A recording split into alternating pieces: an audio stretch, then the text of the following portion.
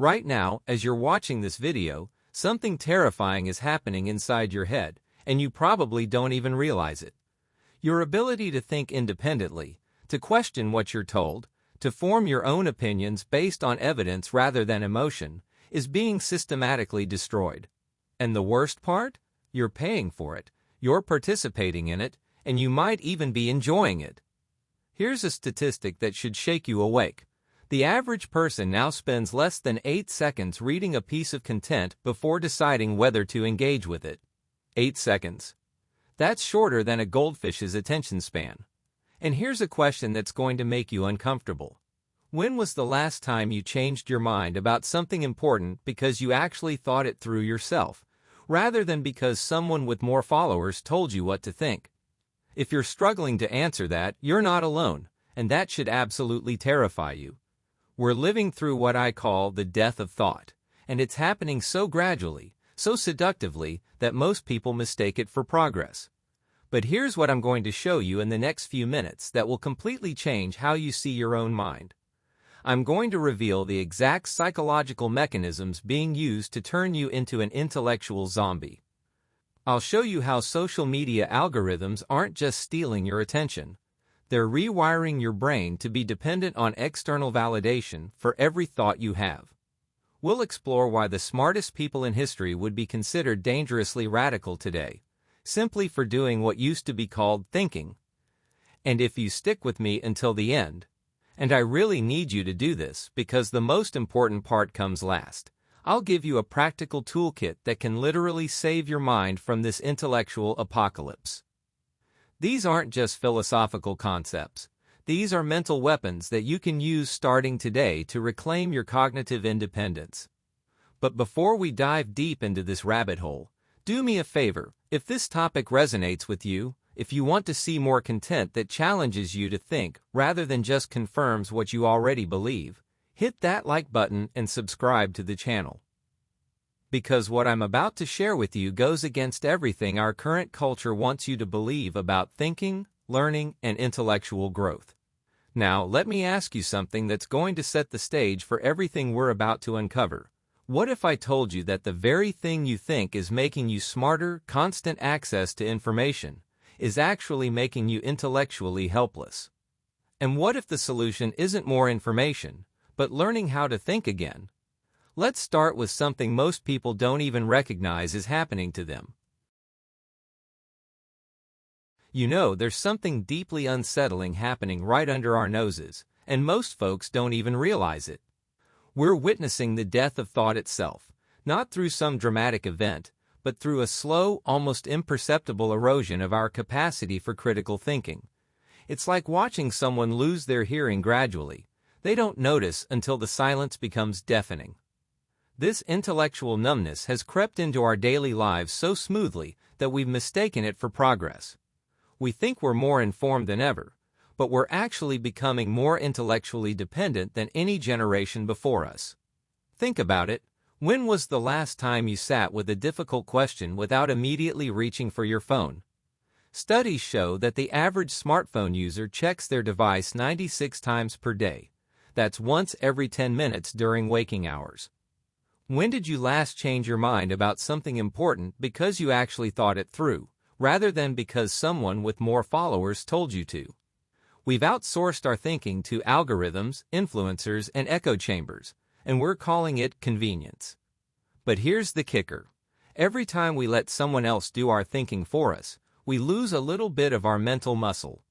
It's intellectual atrophy in real time, and we're paying for the privilege. The scary part isn't just that we're thinking less, it's that we're becoming proud of not thinking. We celebrate gut reactions as authenticity, dismiss careful consideration as overthinking, and treat intellectual humility as weakness. Social media has turned snap judgments into a competitive sport, where the fastest response gets the most likes, regardless of whether it's actually true or helpful. Just look at how quickly misinformation spreads on Twitter. False news stories spread 6 times faster than true ones, reaching more people and penetrating deeper into social networks. We've confused speed with intelligence, volume with wisdom, and viral with valuable. But here's what really gets me fired up about this whole situation. We're not just losing our ability to think critically about complex issues, we're losing our tolerance for complexity itself. Everything has to be simplified, reduced to sound bites, packaged for instant consumption. We want our philosophy served like fast food, quick, familiar, and requiring no real effort to digest. And just like fast food, this intellectual junk is making us sick, mentally and socially. The question isn't whether this is happening, it's whether we're brave enough to acknowledge how deep this rabbit hole goes. Let me paint you a picture that'll probably hit closer to home than you'd like to admit. You wake up, grab your phone, and within seconds, you're trapped in what I call the algorithm trap, a carefully constructed digital prison that feels like freedom. The platform knows exactly what you want to see, hear, and believe before you even know it yourself. It's feeding you content that confirms your existing biases, validates your current emotions, and keeps you scrolling for hours without ever challenging a single assumption you hold. You think you're exploring the internet, but really you're just walking in circles inside a very sophisticated cage. These algorithms aren't neutral tools. They're designed with one goal in mind: keeping your attention for as long as possible. Facebook's own internal research revealed that their algorithm prioritizes content that generates strong emotional reactions, particularly anger and outrage, because it drives 6 times more engagement than positive content. And here's the thing about attention. It's the raw material of thought. When your attention gets hijacked by endless streams of bite-sized content, your brain doesn't get the chance to go deep on anything.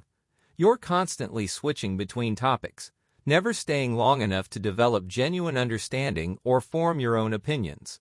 It's like trying to build muscle by doing one push-up every few hours. You'll never get stronger, no matter how many you do throughout the day. The most insidious part is how these platforms have weaponized our psychological vulnerabilities. They know that outrage keeps us engaged longer than calm reflection.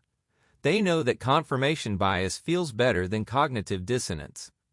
So they serve us a steady diet of content that makes us angry, self-righteous, and intellectually lazy.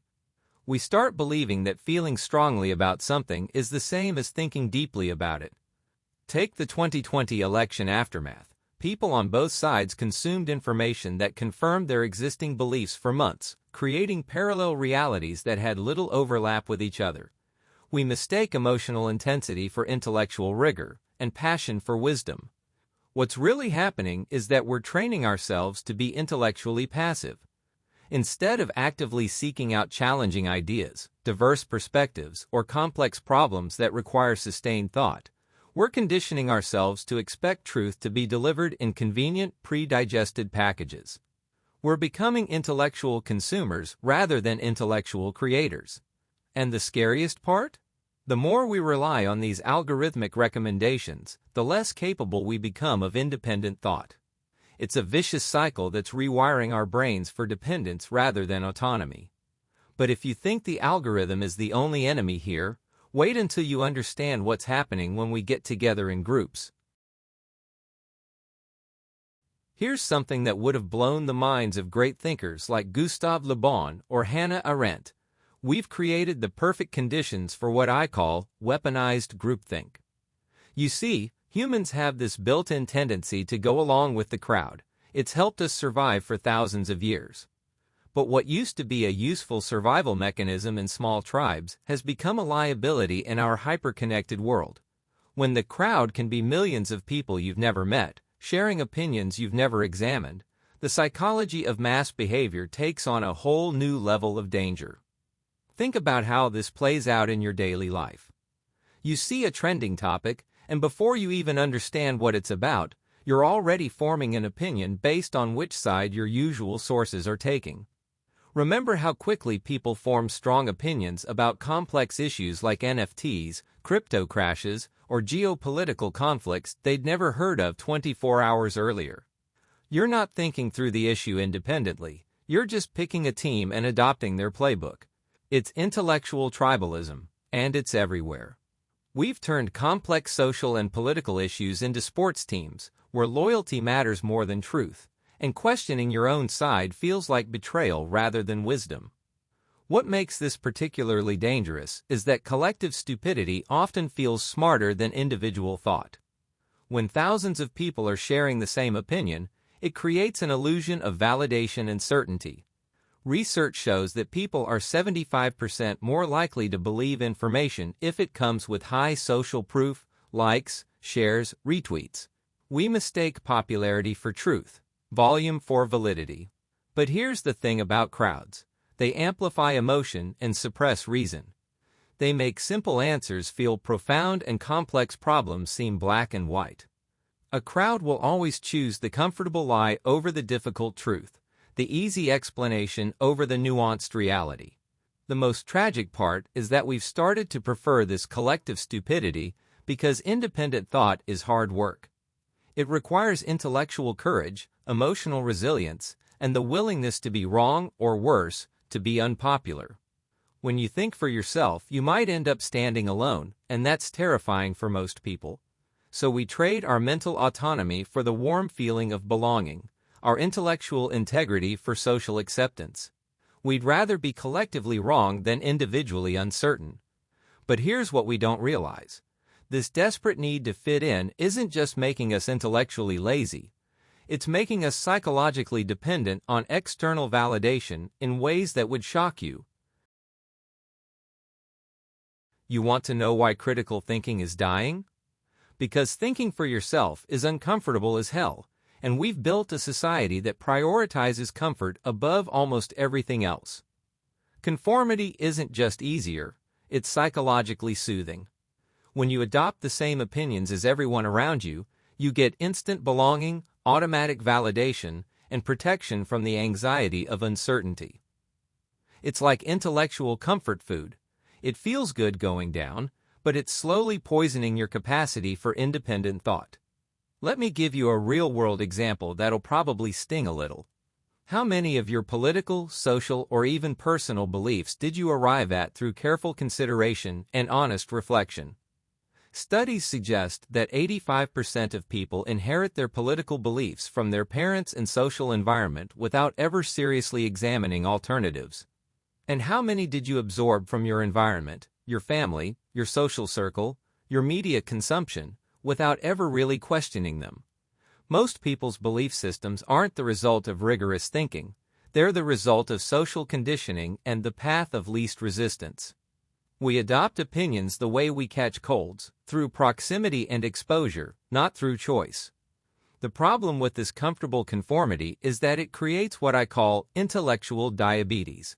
Just like eating too much sugar makes your body stop producing insulin properly, relying too much on groupthink makes your brain stop producing independent thoughts.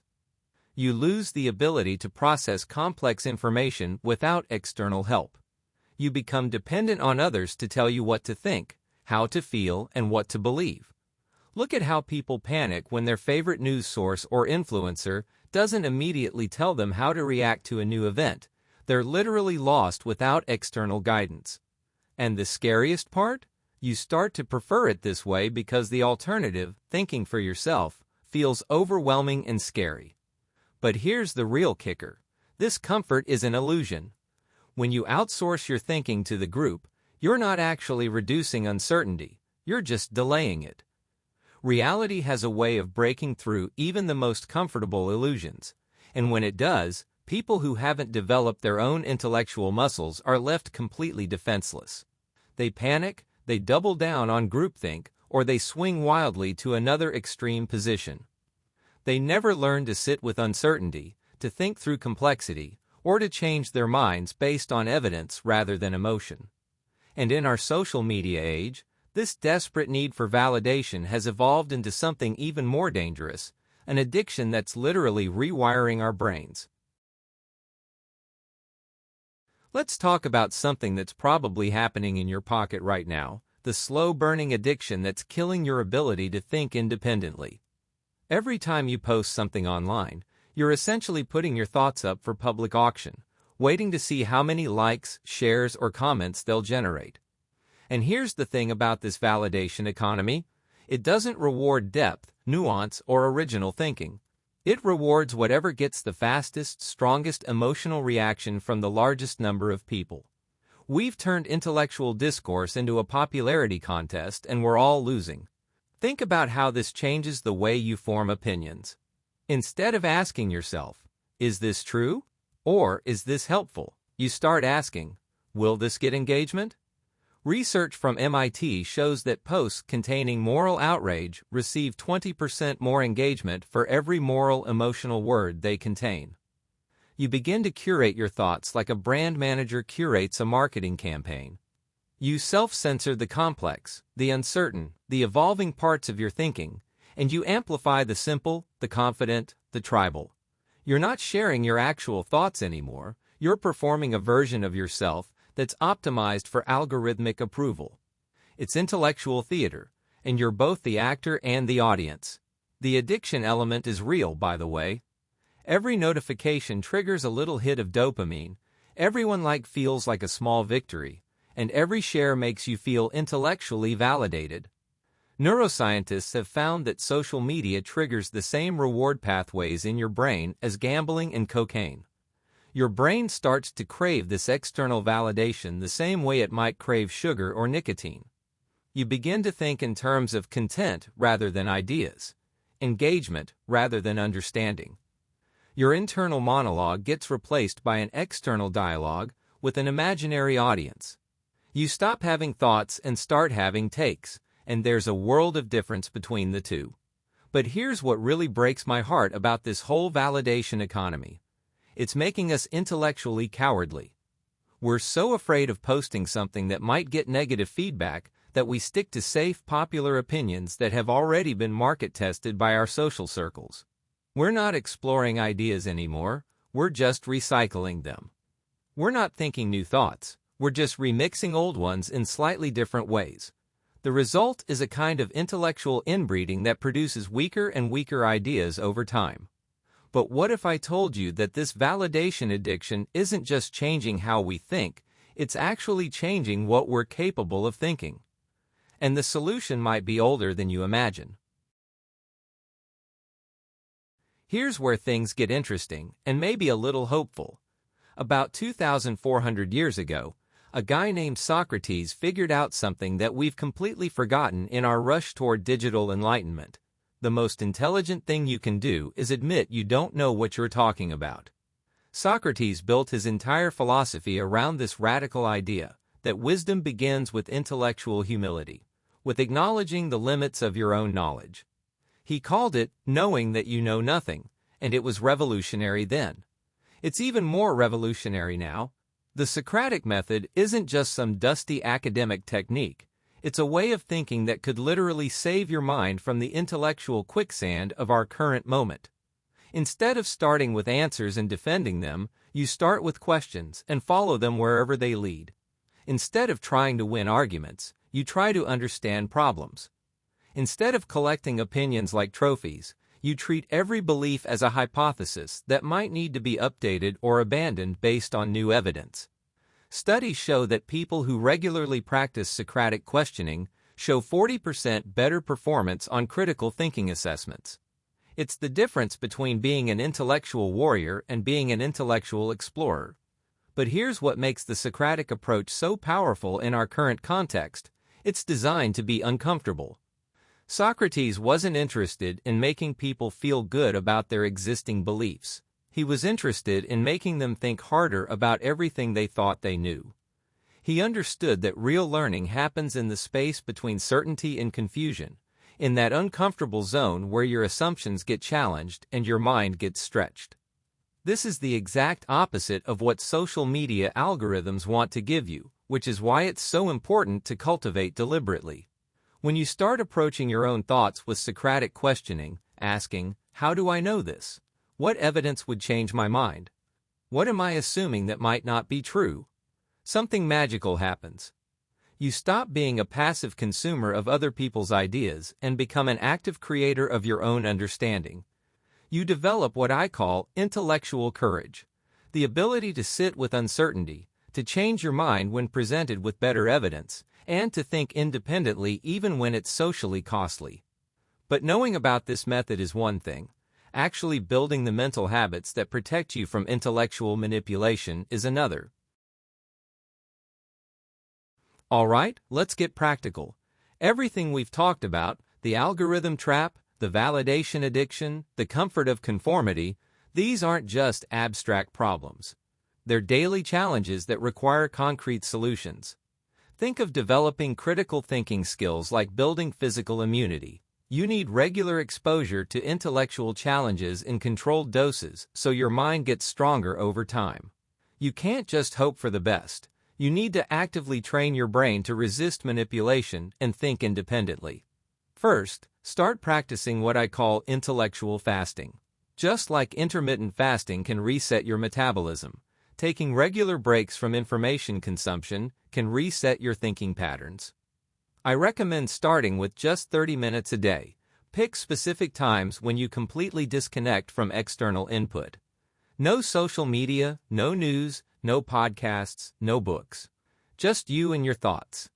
At first, this will feel incredibly uncomfortable, maybe even boring. That discomfort is your brain craving its usual diet of external stimulation. Push through it. Learn to be comfortable with your own mind, with uncertainty, with questions that don't have immediate answers. Second, actively seek out perspectives that challenge your existing beliefs, not to adopt them blindly, but to stress test your own thinking. If you're politically liberal, regularly read thoughtful conservative writers like Thomas Sowell or Jordan Peterson. If you're an atheist, engage seriously with religious philosophers like William Lane Craig or Alvin Plantinga. If you're an optimist, spend time understanding pessimistic viewpoints from thinkers like Thomas Malthus or Paul Ehrlich. This isn't about becoming wishy-washy or abandoning your core values. It's about making sure your beliefs can stand up to intellectual scrutiny. Research shows that people who regularly engage with opposing viewpoints develop 60% stronger reasoning abilities. Weak ideas crumble under examination. Strong ideas get stronger. Finally, practice changing your mind about small things regularly. Start with low-stakes opinions. Maybe you think pineapple doesn't belong on pizza, or that morning workouts are superior to evening ones. Actively look for evidence that might change these minor preferences, and when you find it, allow yourself to evolve. This trains your brain to see belief change as growth rather than failure, as strength rather than weakness. Most people treat their opinions like possessions to be defended. You need to treat them like tools to be upgraded when better ones become available. The goal isn't to become a person without convictions. It's to become a person whose convictions are earned through rigorous thought, rather than inherited through cultural osmosis. So here we are, at the end of this intellectual journey, and I need you to understand something crucial.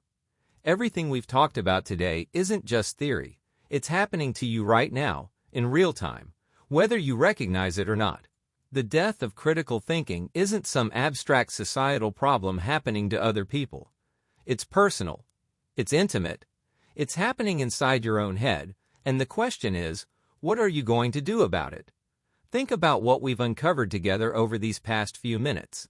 We've seen how algorithms are hijacking your attention and feeding you intellectual junk food. We've explored why your brain craves the comfort of conformity over the challenge of independent thought. We've revealed how the validation addiction is turning your mind into a performance stage rather than a thinking machine.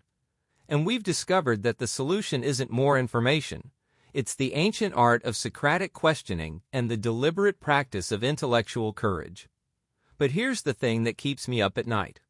Most people will watch this video, nod along, maybe even feel inspired for a few minutes, and then go right back to scrolling through their feeds, absorbing other people's thoughts, and outsourcing their mental autonomy to whoever shouts the loudest. Studies show that 95% of people who consume educational content never take action on what they learn. They'll treat this like entertainment rather than education, like content rather than a call to action. Don't be that person. Your mind is the most valuable real estate you'll ever own, and right now it's under siege. Every day that you don't actively practice critical thinking, every moment you choose comfort over challenge, every time you pick tribal loyalty over intellectual honesty, You're surrendering a piece of your mental sovereignty. And here's the brutal truth. Nobody's coming to save you from this. Your education system won't do it. Your social media feeds won't do it. The culture around you certainly won't do it. This is on you. So I'm going to ask you to do something right now that will prove to yourself whether you're serious about reclaiming your intellectual independence. First, hit that like button, not because I asked you to, but because you genuinely found value in thinking through these ideas together. Second, subscribe to this channel and ring that notification bell, because we're going to keep exploring these uncomfortable truths that most people are afraid to discuss. We're going to keep connecting timeless wisdom to modern problems, and we're going to keep challenging you to think for yourself, rather than just think like everyone else. But most importantly, share this video with someone who needs to hear it. And I don't mean share it to show how smart you are, or to start an argument. Share it with someone who you genuinely care about, someone whose mind you want to see liberated from the intellectual prison that our culture has built around us. Because here's what I've learned after years of studying philosophy and psychology. The best way to strengthen your own thinking is to help others develop theirs. The death of thought isn't inevitable. It's a choice we're making, individually and collectively, every single day. And the beautiful, terrifying truth is that we can choose differently. We can choose to question rather than assume. We can choose to think rather than just react. We can choose intellectual courage over social comfort. Your mind is the battlefield, and the war for your intellectual freedom starts right now. The question isn't whether you can think independently, it's whether you will. What's it going to be?